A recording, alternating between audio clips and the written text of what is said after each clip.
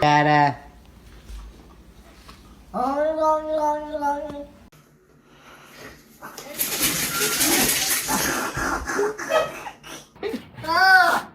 哎呀，搞生气。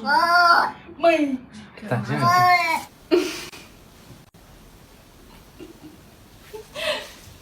我以为。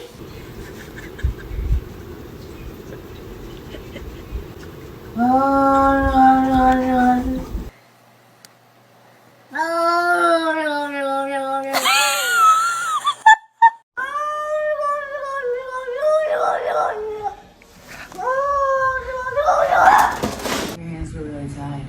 Oh wait, maybe those were her hands.